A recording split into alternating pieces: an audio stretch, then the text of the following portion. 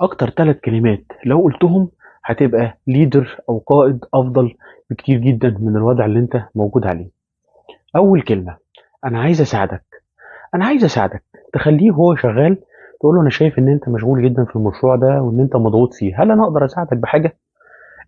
لمّا تحس إن هو في مشكلة في تاسكاية أنت مدّيها له وهو محتاس فيها، ممكن تقول له إيه، تقول له أنا دلوقتي ممكن أساعدك إزاي؟ هل ممكن أكلم لك حد يسهّل لك موضوع الtask دي؟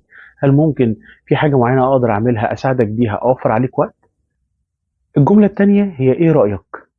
كلمة إيه رأيك دي دايمًا بتدّي للموظف أو الsubordinate اللي شغّال معاك بتدّي له ثقة، إن أنت كمدير واثق في رأيه، فبيبتدي يحس إن هو سهل إن هو ياخد القرار. فأنت مثلًا أنت ناوي تاخد قرار معيّن وهو القرار ده أنت ناوي تاخده، لكن عايز تحسّس اللي حواليك إن القرار ده أنت مش واخده لوحدك أو إن أنت بتحاول تشاركهم القرار، لإن ممكن حد فيهم يطلع بحاجة يقولها لك يخلّيك تغيّر رأيك عن القرار ده. فبتجيب الteam بتاعك أو بتجيب أي شخص من الteam بتاعك أنت بتثق فيه وتقول له أنا عايز أعمل كذا، كذا، كذا، أنت إيه رأيك؟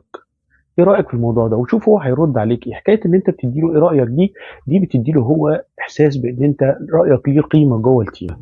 الجملة التالتة بقى بتاعة أنا واثق فيك. أنا واثق فيك دي برضه من الجمل اللي بتعلّي جدًا، جدًا، تخلّي الموظف نَفْسه يبقى حاسس إن هو يقدر يشتغل براحته، ما هواش قلقان، مش كل task بتدّيها له بيعملها لك وهو خايف لأحسن تقول له لأ وِحشة، لأ مش حلوة.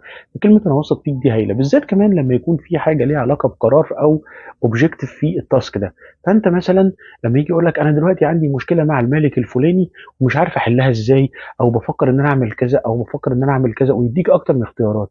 الأفضل في الوقت ده إنك ما تقولولوش اختيار، إنك تقول له أنا واثق في رأيك وواثق فيك، روح وgo on واعمل اللي أنت شايفه صح وارجع لي. فدي دايمًا بتدّي ثقة في النفس لأي فرد من أفراد الteam بتاعك، وبتعلّي جدًا، جدًا الloyalty بتاعته للمدير اللي هو شغال معاه. لو عجبك الفيديو اعمل له لايك واعمل له share واكتب لي في الكومنتات أي من الكلمات دي أنت بتستخدمها دلوقتي كمدير.